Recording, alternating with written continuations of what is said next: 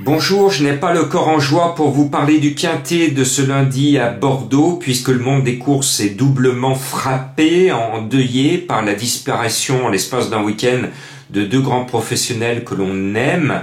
Au début du week-end, ce fut malheureusement notre ami Jean-Yves Arthus, qui a écrit quelques belles pages du monde des courses en sa qualité d'entraîneur, mais aussi de jockey à l'époque. On a tous des souvenirs avec Jean-Yves Arthus. Pour ceux qui l'ont fréquenté, il était ô combien apprécié.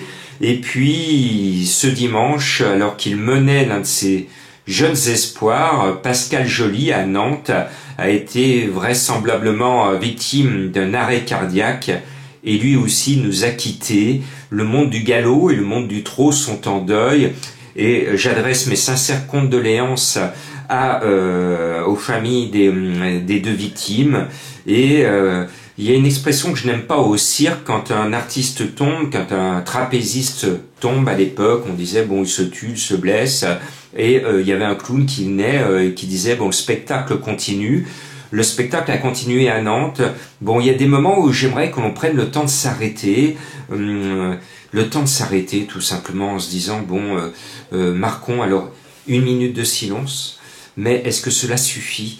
Des fois, il faut s'arrêter un peu plus. Voilà, et je pense qu'il faut prendre le temps. Et moi, j'ai pris le temps de m'arrêter pour les personnes que j'aime mais qui se sont envolées. Voilà. C'est difficile maintenant de vous parler du quintet de Bordeaux, mais il faut que je fasse mon travail. Vous êtes venus pour voir ma sélection. Alors moi, je suis assez cartésien et moi j'aime les jeunes au trot, donc je vais vous mettre tous les 6 ans dans ma sélection. Et vous savez, je suis un fan de Mathieu Abrivard. Ça a marché vendredi avec Falcon d'Ourville. Mathieu Abrivard, le numéro 3, détient une toute bonne chance. Et puis le meilleur du lot, il fait le déplacement parce que c'est un engagement extraordinaire pour lui. Le 15, Félix Dubourg, doit faire quelque chose de très très bien. C'est au poteau des 25 mètres et devant, l'une des bonnes cartouches chez les 6 ans, c'est le 2 Forzo Degini. C'est un cheval que j'aime bien, qui arrive au top au bon moment et qui devrait avoir largement les moyens de faire l'arrivée de ce lot, qui ressemble plus à un vulgaire quartet plus régional qu'à un gros quintet. Il faut vraiment qu'on revoie nos courses en France, le calendrier des courses, parce que il faudrait qu'on puisse se passionner à chacun des quintets que l'on dispute et sur lesquels on planche régulièrement, parce que on nous sert souvent, malheureusement, comme ce lundi, un lot qui est plus un lot de quartier régional. Bon, après le 2, je mets un cheval qui, lui, a eu des ambitions pour les gros quintets. Il y a montré ses limites, mais là, il trouve l'engagement de sa vie. C'est le 16, Festif Charmant. Bon, sur sa valeur intrinsèque, il va être là sans trop de problèmes. Et puis, il y a un cheval que je sens bien et que j'ai envie de vous conseiller assez chaudement.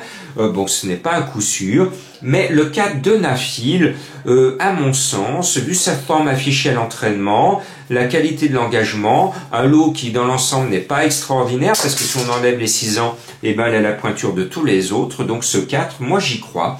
Et puis, vous le savez, j'aime bien les chevaux qui ont des noms rigolos, des noms sympas. Alors je me laisse enivrer par ce numéro 8 qui s'appelle Enivrante.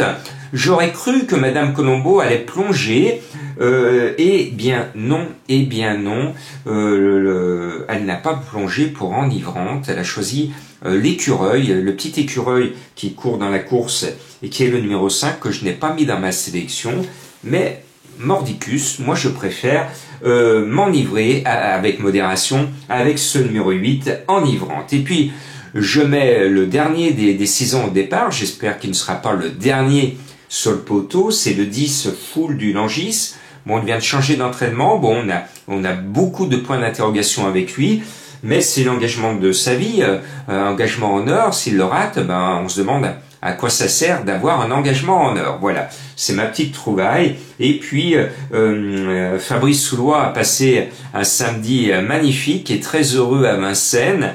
Et souvent, la forme contamine les autres chevaux de l'écurie. Eh bien, j'espère que le 9 sera positivement contaminé. ce 9 Dream Shot qui fait partie de l'entraînement Soulois et qui trouve un bon engagement. Voilà, la forme est là, j'ai donné vendredi, samedi, dimanche. Bon, on peut pas faire des galipettes parce que les rapports sont pas mirobolants, mais la forme est revenue, c'est le principal. Mon indice de confiance est de 3 sur 5. Vous pouvez mettre des commentaires d'hommage pour ces deux grands professionnels, pour dire aux familles qu'on partage leur douleur, même si on ne se connaît pas, même si on n'a pas fréquenté de très près ces professionnels, on les a appréciés et ils nous manquent.